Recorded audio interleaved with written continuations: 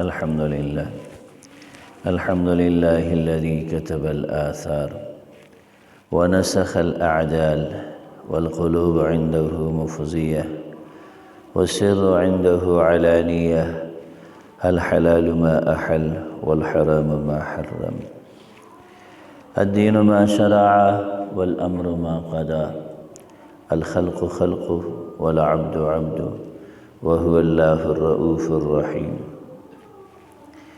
الحمد لله جل وعلا وصلى الله تعالى وسلم على النبي المصطفى ورسوله المجتبى وأمينه على وحي السماء وعلى آله النجبى وأصحابه الأتقياء ومن بهديهم اقتدى وبآثارهم اكتفى من المفسرين والمحدثين والفقهاء إلى يوم الجزاء. أما بعد فقد قال الله جل جلاله إن هذا القرآن يهدي للتي هي أقوم، وقال تعالى وننزل من القرآن ما هو شفاء ورحمة للمؤمنين ولا يزيد الظالمين إلا خسارا. وقال النبي صلى الله تعالى عليه وسلم إن الله يرفع بهذا القرآن أقوام ويضع به آخرون، أو كما قال عليه الصلاة والتسليمات. صدق الله مولانا العظيم وصدق رسوله النبي الأمي الكريم ونحن على ذلك لمن الشاهدين والشاکرین والحمد للہ رب العالمین. میرے بھائیو، اللہ رب العزت اس کائنات کے خالق و مالک ہے. اللہ ہی حقیقت ہے، اللہ ہی حق ہے. فیصلے اللہ کے نافذ ہوتے ہیں، مرضی اللہ کی چلتی ہے. چاہتیں اللہ کی ہیں جن کو وجود ملتا ہے، قانون بھی اللہ کے ہیں جن کو نافذ کرنے کی وہ طاقت بھی رکھتا ہے، وہ قدرت بھی رکھتا ہے، وہ حکومت بھی رکھتا ہے. انسان نادان ہے، انسان کمزور ہے، انسان جلد باز ہے، انسان غیر مستقل مزاج ہے، انسان اپنی خلقت کے اندر ظالم بھی ہے، جاہل بھی ہے.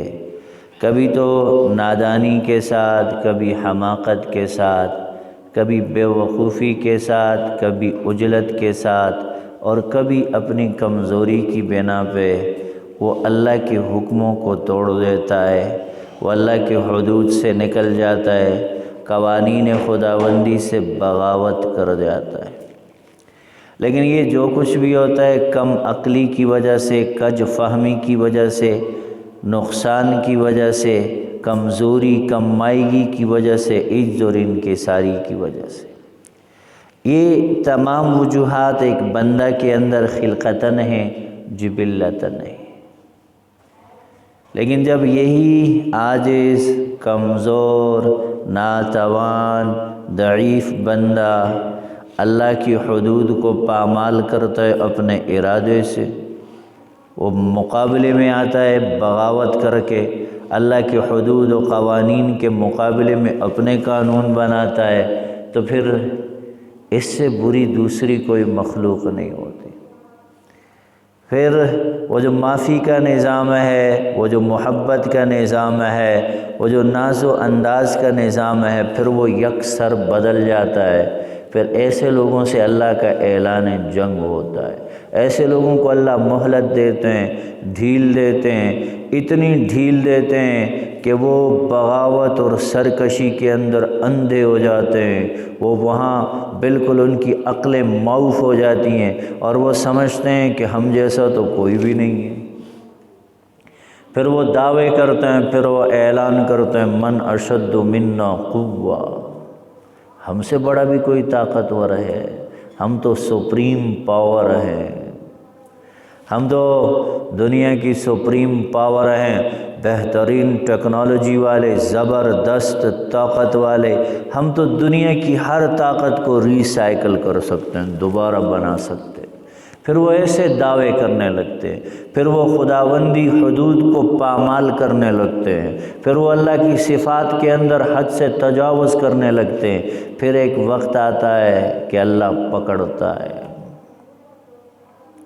ان بطش ربک لشدید، جو تیرے رب کی پکڑ ہے بڑی سخت ہے، بڑی سخت ہے، بڑی سخت ہے۔ میرے بھائیوں، اللہ رب العزت اس کائنات کے خالق و مالک ہیں، یہ حقیقت ہے۔ اللہ نے حضرت انسان کو دنیا میں اتارا ہے، یہ حقیقت ہے۔ اللہ نے لمیٹڈ ٹائم دیا ہے، ہر شخص کو لمیٹڈ ٹائم دی ہے، ایک مختصر عرصہ دیا ہے۔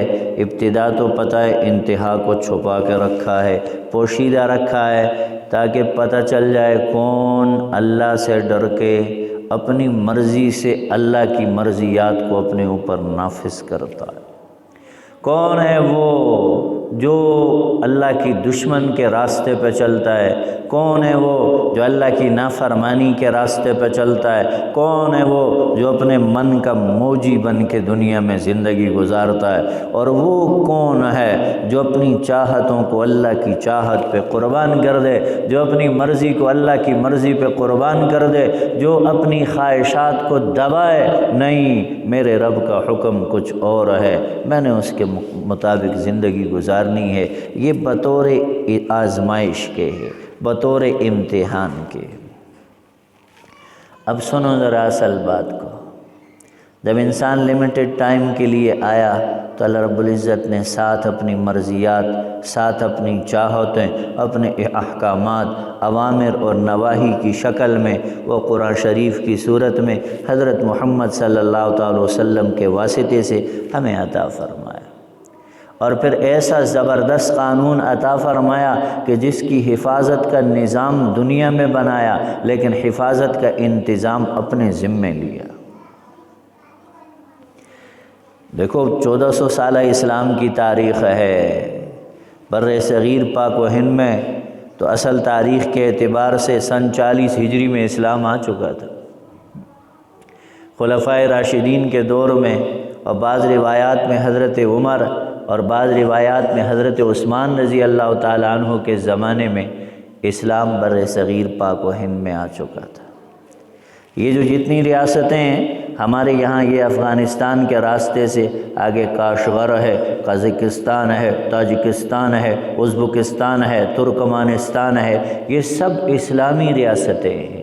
یہاں پہ اسلام آیا ہے، یہی راستہ ہے، اسی راستے سے اسلام چلتا چلتا تربت، عظما، خزدار اور ماڑا، یہ بلوچستان میں داخل ہوا۔ تو 712 تو بہت بعد میں آیا، محمد بن قاسم تو بہت بعد میں تشریف لائے، تو بعد کی بات ہے، اسلام اس سے پہلے آ چکا۔ اور پھر اسلام پہ کیسے کیسے حالات گزرے، اذان پہ پابندی، نماز پہ پابندی، داڑھی پہ پابندی، پگڑی پہ پابندی، اونچے پانچے اور شلوار اونچی رکھنے پہ پابندی، جو داڑھی والا نظر آئے اس کا گلا کاٹو، جو اونچی شلوار والا نظر آئے اس کو سولی پہ لٹکا دو، یہ بھی ہم نے تاریخ کے جھروکوں میں دیکھا۔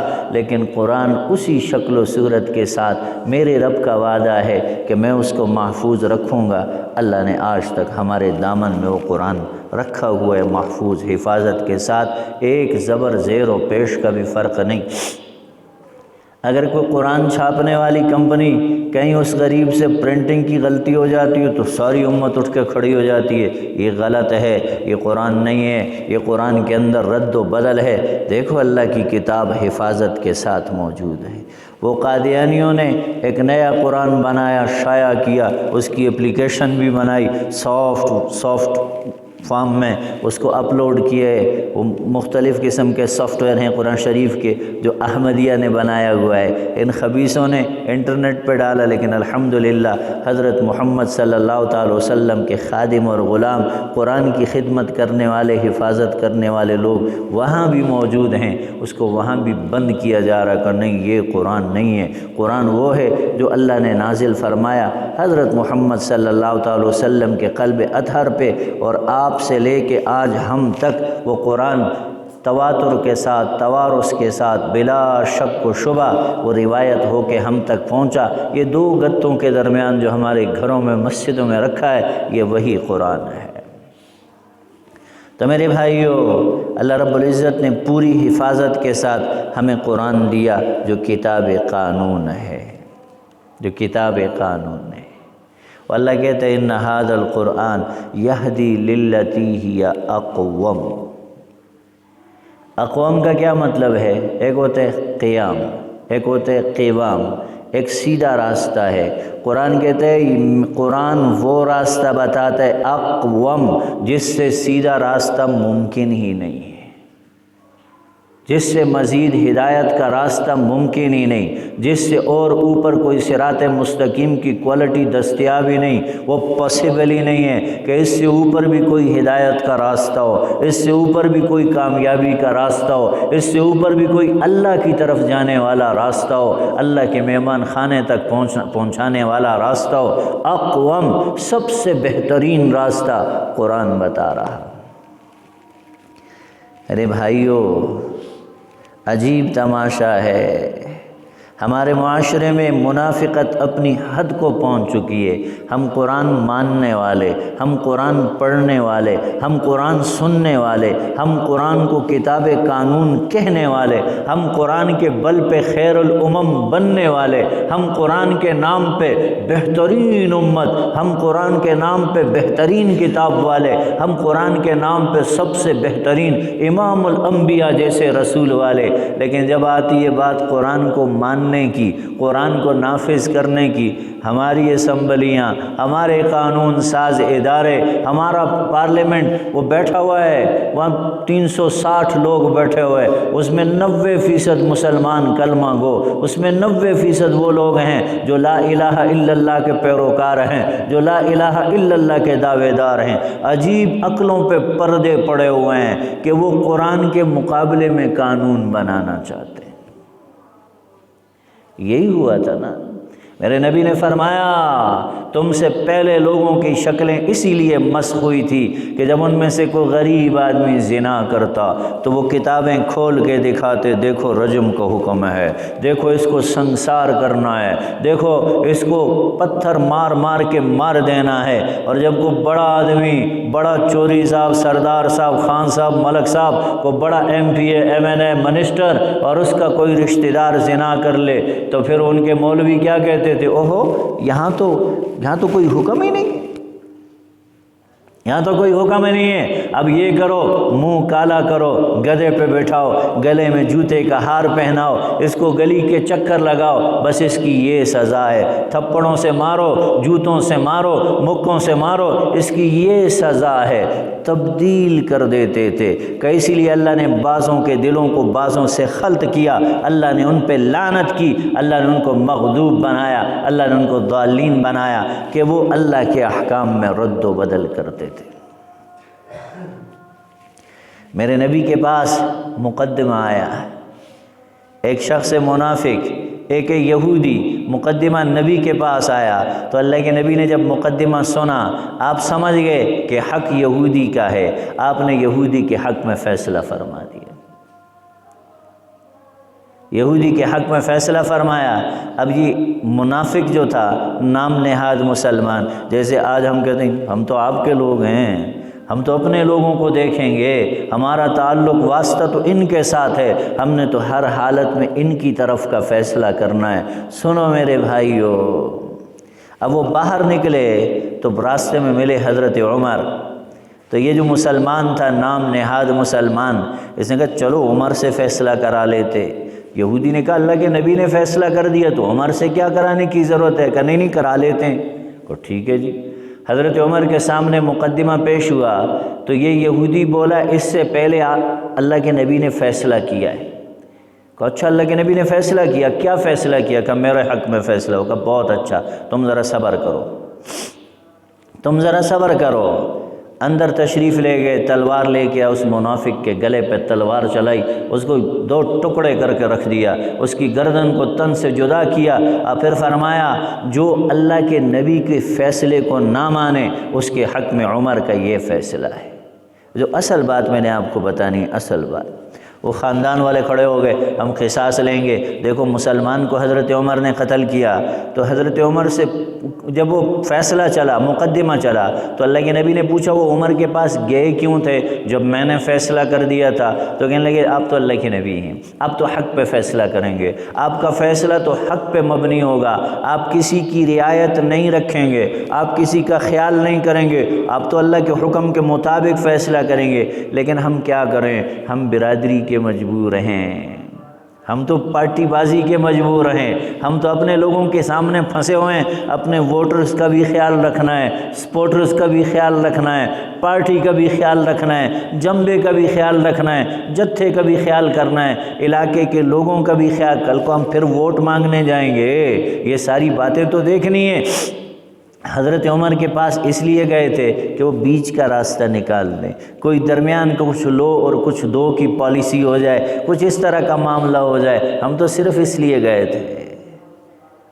تو میرے بھائیوں، جو اللہ کے رسول کے فیصلے میں بیچ کا راستہ نکالنے کی کوشش کرے، اس کے لیے فاروقی عدالت کا فیصلہ یہ کہ اس کا سر اس کے دھڑ کے ساتھ نہیں ہونا چاہیے۔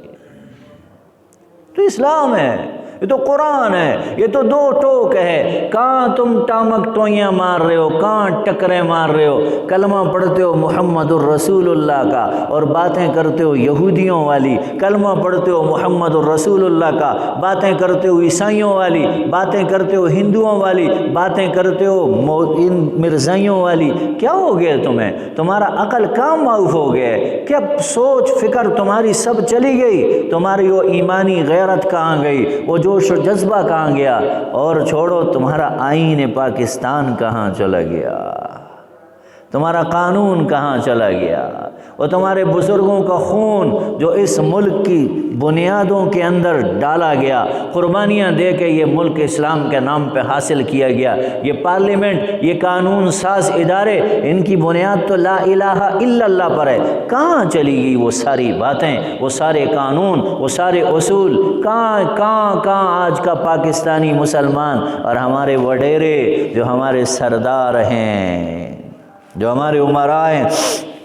میں اکثر وہ حدیث سناتا ہوں، اکثر میرے نبی نے فرمایا ایک اذا کان امراؤکم خیارکم، جب تمہارے اوپر اچھے لوگ ہوں، واغنیاؤکم سمحاؤکم، تمہارے مالدار لوگ سخی ہوں، تم پہ خرچ کرنے والے ہوں، وامورکم شورا بینکم، اور تمہارے معاملات مردوں کی مجلس میں طے ہوں، فظہر الارض خیر لکم من بطنہا، پھر تم بے حیثیت مسلمان حق رکھتے ہو کہ تم زمین کے اوپر رہو، تم زندہ رہو، تم ایک قوم، ایک معاشرے کی شکل میں دنیا پہ قائم و دائم رہو، پھر تمہارا حق ہے۔ پھر آپ نے فرمایا اذا کان امراؤکم شرارکم، جب تمہارے بڑے شیطان ہو جائیں، تمہارے حکمران شریر ہو جائیں، تمہارے حکمران فسادی ہو جائیں۔ کیا ہو رہا ہے دیکھو ذرا آج میڈیا پہ کیا ہو رہا ہے۔ ایک کہہ رہا ہے وہ غدار، دوسرا کہہ رہا ہے وہ غدار، ایک کہہ رہا ہے وہ بے شرم، دوسرا کہہ رہا ہے وہ بے شرم، ایک کہہ رہا ہے وہ چور، دوسرا کہہ رہا ہے وہ چور۔ کل کو یہ سارے پھر اکٹھے ہو جائیں گے، یہ سب مسلمان، یہ سب وفادار ہو جائیں گے، بیڑا غرق تو عام مسلمان کا، عام پاکستانی کا کر دیا ہے۔ اور بنیادی وجہ کیا ہے؟ نفاق کثرت سے آ گیا ہے، فسق کثرت سے آ گیا۔ ہمارے بالا کوٹ میں ہمارے استاد تھے حضرت مولانا غلام ربانی صاحب رحمۃ اللہ علیہ، زلزلے میں شہید ہو گئے تھے۔ حج کے دور میں پہلے زمانے میں افسر بھی اب بھی ہوں گے، اللہ سلامت رکھے، جو افسر ہوتے تھے جب وہ کسی معاملے میں پھنس جاتے تھے، انتظامیہ والے تو علماء سے رہنمائی لیتے تھے۔ اب کسی معاملے میں سختی ہوتی ہے تو سب سے پہلے علماء پہ پابندی لگاتے، مولوی کی آواز بند کرو، لاؤڈ سپیکر بند کرو، جمعے کا خطبہ بند کرو، جمعے کی تقریر بند کرو، درس کی آواز نہیں آنی چاہیے۔ کہیں کسی نے قرآن سن لیا، کوئی داڑھی رکھ لے گا، کوئی ٹوپی پہن لے گا، کوئی بچی سر پہ دوپٹہ ڈال لے گی، ایسا نہ ہو جائے، حیا نہ آ جائے، اس کو بند کرو۔ تو ہمارے سامنے ابتدائی بات ہے، پہلے دوسرے یا تیسرے سال میں پڑھتا تھا اس دور میں، استاد جی کو بلایا، قاضی صاحب کو، مفتی سعید الرحمن صاحب کو، ہمارے استاد مولانا غلام ربانی صاحب رحمۃ اللہ علیہ، سب کو میٹنگ میں بلایا۔ تو ایسی صاحب نے میٹنگ میں کہا کہ یہ بتائیے یہ بتائیے کہ شہر میں گندگی بہت زیادہ ہو گئی، شہر میں گندگی بہت زیادہ ہو گئی ہے، کیا طریقہ ہو کہ شہر کو ہم صاف کریں، یہاں سے گندگی ختم ہو جائے؟ تو باقی علماء نے اپنے اپنے مشورے دیے، تو مولانا ربانی صاحب سے جب ان سے پوچھا گیا تو حضرت نے فرمایا شہر میں فسق ہو گیا ہے، شہر میں فسق عام ہو گیا، اللہ کی نافرمانی عام ہو گئی۔ کہ مولانا کیا مطلب ہے؟ کا مطلب یہ ہے کہ اللہ کی نافرمانی کھلا ہو رہی ہے۔ کہ اس کی مثال یہ ہے، کیا تم فرض نماز میں مسجد میں آتے ہو؟ فرض نماز میں مسجد میں آتے ہو؟ کہ جی نہیں۔ کہ نماز پڑھتے ہو؟ کہ ہاں۔ کہاں پڑھتے ہو؟ کہ گھر میں پڑھتا ہوں۔ کہ تم عورت ہو یا ہجڑے؟ کہ نہیں جی مرد ہوں۔ کہ مردوں کی نماز تو پھر مسجد میں ہوتی ہے، سب سے بڑا فاسق تو ہے جو علاقے کا سربراہ ہے لیکن فرض نماز مسجد میں نہیں پڑھتا، تو بڑا فاسق ہے۔ لیکن ان لوگوں کے اندر بڑی رواداری ہوتی تھی، علماء کی سخت کڑوی کسیلی بات میں بھی اپنے لیے نصیحت ڈھونڈ لیا کرتے تھے۔ میرے بھائیوں، میرے نبی نے فرمایا اذا کان امراؤکم شرارکم، جب تمہارے بڑے شریر لوگ ہوں گے، تمہارے حکمران نافرمان ہوں گے، تمہارے حکمران شیطان ہوں گے، فسادی ہوں گے، اللہ کے بھی نافرمان، اللہ کے نبی کے بھی نافرمان، اور اس امت پر ظلم کرنے والے، عوام پہ مظالم ڈھانے والے، کبھی مہنگائی ہے، کبھی بجلی نہیں، کبھی چینی نہیں، کبھی آٹا نہیں، کبھی کیا نہیں، کبھی کیا نہیں، کیا کیا پریشانیاں انہوں نے مسلط کی اس امت پہ، اس قوم پہ، جس کے یہ ذمہ دار ہیں، جس کے یہ جواب دار ہیں، اور جس کے یہ دعوے دار ہیں۔ سنو، پھر اللہ کے نبی نے فرمایا وَأَغْنِيَاؤُكُمْ بُخَلَاؤُكُمْ، تمہارے پیسے والے بھی کنجوس ہوں گے، پیسے والے بھی کنجوس ہوں گے، اور پیسہ خرچ نہیں کریں گے، نہ اپنے اوپر، نہ اپنی اولاد کے اوپر، نہ اپنے رشتہ داروں کے اوپر، نہ غرباء پہ، نہ فقراء پہ، نہ مساکین پہ، نہ مساجد پہ، نہ مدارس پہ۔ کہاں لگا رہے ہیں؟ بلڈنگیں بن رہی ہیں، بڑی بڑی پلازے اور کمپلیکسز تعمیر ہو رہے ہیں، لمبی سوچیں ہیں، پلاننگز ہیں، صدیوں کے حساب سے سوچ کے وہ کنسٹرکشن کیے جا رہے ہیں۔ ارے قبر کا بھی کوئی انتظام کیا؟ جو تمہیں پکار رہی ہے روزانہ، بلا رہی ہے روزانہ، وہ تمہیں کہہ رہی ہے میں اندھیروں کا گھر ہوں، میں کیڑوں کا گھر ہوں، میں سانپوں اور بچھوؤں کا گھر ہوں، یا عمل کر کے آنا ورنہ کوئی روشنی نہیں ہے۔ کچھ اس کا بھی انتظام کیا کہ نہیں؟ اللہ کے نبی نے فرمایا وَأُمُورُكُمْ إِلَىٰ نِسَائِكُمْ، پھر تمہارے مشورے گھروں میں عورتوں سے ہونے لگیں، تمہارے فیصلے عورتیں کرنے لگیں، اور تم عورتوں کے مجبور اور محتاج بن جاؤ۔ فَبَطْنُ الْأَرْضِ خَيْرٌ لَكُمْ مِنْ ظَهْرِهَا، اب تمہارا کوئی حق نہیں کہ تم زمین پہ زندہ رہو، تمہیں مر جانا چاہیے، تمہیں زیر زمین چلا جانا چاہیے۔ تین باتیں ہیں، اگر وہ ایک طرف کی ہیں تو پھر تمہارا حق ہے زمین کے اوپر رہو، یعنی اللہ تمہیں عزتیں عطا فرما کے رہے گا، اللہ سربلندیاں دے کے رہے گا۔ اور اگر وہ تین نشانیاں دوسری طرف کی ہیں تو پھر اللہ کا نبی کہہ رہا ہے پھر ذلتیں تمہارا مقدر، پھر رسوائی تمہارا مقدر، پھر پستی تمہارا مقدر، پھر ناکامی تمہارا مقدر بننے والا ہے۔ تو میرے بھائیو، قرآن کا راستہ سیدھا ہے، قرآن کا راستہ درست ہے، اس میں شک نہیں ہے، اس میں شبہ نہیں ہے، اس میں کجی نہیں، وہ بالکل درست ہے۔ اور کیا کہا میرے نبی نے فرمایا اللہ اس قرآن کے ذریعے کچھ لوگوں کو عزتیں دیتا ہے، اور کچھ لوگوں کو اسی قرآن کی وجہ سے اللہ ذلیل کرتا ہے، رسوا کرتا ہے۔ جو قرآن کو سامنے رکھتے ہیں قرآن ان کو کھینچ کے جنتوں تک لے جاتا ہے، اور جو قرآن کو پسے پش ڈالتے ہیں تو قرآن دھکیل کے جہنم میں گرا دیتا ہے۔ میرے بھائیو، جنت بھی قریب ہے، جہنم بھی قریب ہے، جنت بھی قریب ہے، جہنم بھی قریب ہے۔ اندر اخلاص ہو، دل میں ایمان ہو، اخلاص نیت ہو، خلوص کے ساتھ تھوڑا سا عمل اللہ کی ذات کے لیے اور اللہ کے نبی کی سنت کے مطابق ہو تو انسان کی کامیابی کے لیے یہی کافی ہے۔ ارے بھائیو، خدا را اللہ کی کتاب کی طرف آؤ۔ اور پھر ایک بڑا نقصان ہے، ہم اپنی اولاد کو سب کچھ دے رہے ہیں۔ میں اپنے بچپن کو دیکھتا ہوں، ہم نے آنکھ کھولی ایک بڑے گھر میں، ایک بڑے آدمی کے گھر میں، والد صاحب بڑے آدمی تھے، صاحب حیثیت، اب بھی ماشاءاللہ اللہ رب العزت ان کو صحت عطا فرمائے، صاحب حیثیت ہیں، لیکن ایک قانون دیکھا گھر میں، ایک اصول دیکھا تربیت کا، ایک طریقہ کار دیکھا، لمیٹیشنز دیکھی، حدود دیکھی، ریسٹرکشنز دیکھی، پابندیاں دیکھی، جواب دہی کا نظام تھا۔ ہمیں ہر بات پہ اپنی ماں کو بھی جواب دینا پڑتا تھا، والد صاحب کو بھی جواب دینا پڑتا تھا، اور وہ آج تک ہے، وہ ہر بات پہ سوال کرتے ہیں، چھوٹی چھوٹی باتوں پہ ان کو جواب دینا پڑتا ہے۔ ہماری اکاؤنٹیبلٹی ہمارے گھر سے ہوتی ہے۔ عجیب فراوانی کا دور آیا ہے، چھوٹے چھوٹے بچے اتنے بڑے بڑے 20 25 30 ہزار روپے کے موبائل ہاتھوں میں لے کے دیے ہوئے، چھوٹے چھوٹے بچے ان کے پاس بائکس ہیں، گاڑیاں ہیں، چھوٹے چھوٹے بچے ان کو پاکٹ منی مل رہا ہے، ان کے پاس کریڈٹ اور ڈیبٹ کارڈز ہیں، ان کے پاس بینک اکاؤنٹس ہیں، ان کے سوشل میڈیا پہ 10 فیک اکاؤنٹس بنے، چھوٹے چھوٹے بچے ہیں، کوئی چیک اینڈ بیلنس نہیں ہے، کوئی پوچھنے والا نہیں، نہ بچوں کو کوئی پوچھنے والا، نہ بچیوں کو کوئی پوچھنے والا، نہ ان کی کوئی اکاؤنٹیبلٹی کا نظام ہے، نہ ان کے لیے حدود ہیں، پابندیاں ہیں، نہ ریسٹرکشنز ہیں۔ یہ ہم کس طرف جا رہے ہیں؟ بحیثیت اسلامی معاشرہ ہم کس طرف جا رہے ہیں؟ میرے بھائیوں، یہ تباہی کی معراج ہے، یہ بربادی کی ابتدا نہیں ہے، یہ تباہی کی معراج ہے۔ ہم تباہی کی طرف جا رہے ہیں، ہم بربادی کی طرف جا رہے ہیں، ہم ہلاکت کی طرف جا رہے ہیں۔ خدا را اللہ کے لیے اپنے بچوں کے اوپر نظر رکھو، اپنے بچوں کے اوپر نظر رکھو، اپنے بچوں کے اوپر پابندیاں لگاؤ، خود لگاؤ، خود لگاؤ۔ آج وقت ہے، آج موقع ہے، ان کو حدود کا پابند کرو، ان کو قیود کا پابند کرو، ان کو ایک نظام اور انتظام کے تحت رکھو۔ اگر یہاں رکھو گے تو کامیابی ہوگی، یہاں رکھو گے تو کل کو پشیمانی نہیں ہوگی، پریشانی نہیں ہوگی۔ تو میرے بھائیوں، بچوں کی تربیت درست انداز میں اسلامی اصول و قواعد اور قوانین کے مطابق کرنا، یہ ہماری ذمہ داری ہے۔ اب پیسہ تو کھول کے خرچ کر رہے ہیں، اور بڑے بڑے اسکولوں کے اندر، بڑے بڑے اداروں کے اندر، کالجز کے اندر بے بہا فیسیں ان کی، اور ان کی ساری ضروریات، تو تھوڑی سی تربیت ہم نے خود بھی کرنی ہے۔ کچھ ذمہ داری تو ماں باپ کی بھی بنتی ہے، کیونکہ یہ ہماری آخرت ہے۔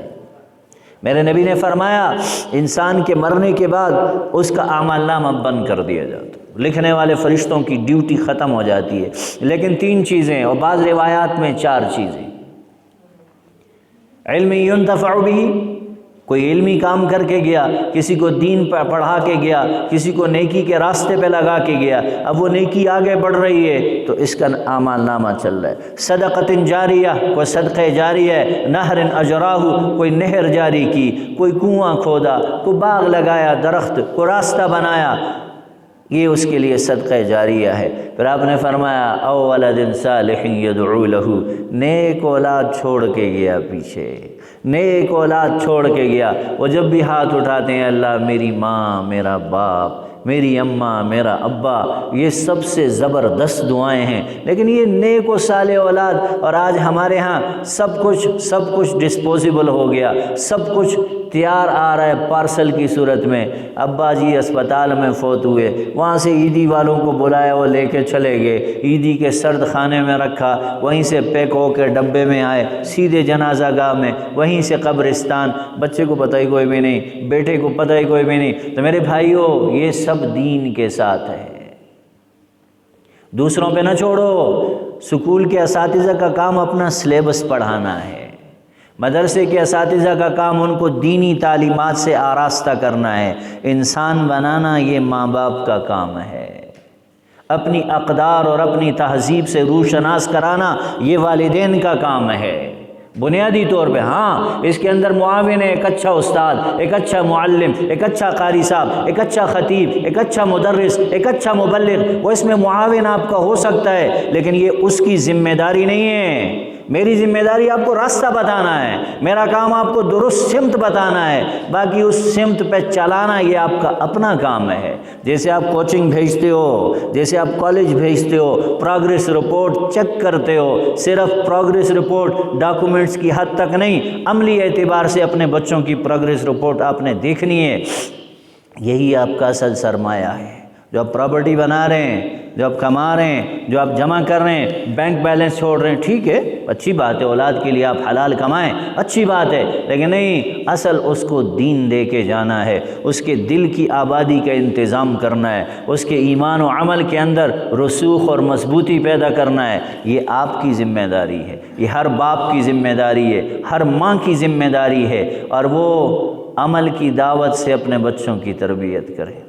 اماں کے ہاتھ میں موبائل ہے اور بیٹی کو کہ نماز پڑھ، اماں بیٹھی ہوئی ٹی وی کے سامنے، اس کا سیریل چل رہا ہے، وہ کیبل لگا کے ڈش لگا کے بیٹھی ہوئی ہے، اس کا فلم چل رہی ہے اور وہ مووی دیکھ رہی ہے، انجوائے کر رہی ہے، کانوں میں ٹوٹیاں، مردوں کی بھی عورتوں کے بھی۔ اب تو ماشاءاللہ پدی کی پختانه بلاشه سره دی ګیری او سره دی پټکي پدی وګونه کې داسې ټوټای دی اچولي او غړیږي را غړیږي ویلې نشم چې خلک اوري ټول دنیا کې بل یو ډېر مزیدار خبر راغلی خدای ته وګوره یار کچھ دیکھو کچھ اپنے بزرگوں کی اقدار کو بھی دیکھو اپنے معاشرے کو بھی دیکھو اپنی تعلیمات کو بھی دیکھو اپنی قدیم تہذیب اور ان رسومات کو بھی دیکھو جن میں حیا اصل تھا جن میں عفت اصل تھی جن میں پاک دامنی کو سبھی کچھ بھول گئے ایسا دور آیا ہے وہ پہاڑوں کے اوپر میں اسکول میں بھی پڑھاتا ہوں تو وہاں حالا پہاڑوں کے اوپر لوگ چھوٹے چھوٹے 10-12 سال اور 15 سال کے بچوں کے سامنے والدین مجبور ہیں تو تربیت نہیں کر رہے تو کل کو آج 15 سال کا بچہ آپ کے اوپر طاقتور ہے زوراور ہے آپ اس کو نہیں روک سکتے جب وہ 25-30 کا ہو جائے گا تو پھر آپ روک سکتے ہیں پھر آپ ممانعت کر سکتے ہیں تو خدا را ابھی سے تہیہ کر لے اپنی اولاد کی درست سمت میں خود تربیت کرنی ہے لوگوں پہ اپنا کام نہیں چھوڑنا ہے آپ کے ساتھ کوئی معاون ہو تو اس کو جزاک اللہ کہیں لیکن کام والدین کا ہے جواب دہ والدین ہے اللہ رب العزت دین کی سمجھ بھی عطا فرمائے عمل کی توفیق بھی نصیب فرمائے سنتیں پڑھ لیں وآخر دعوانا الحمدللہ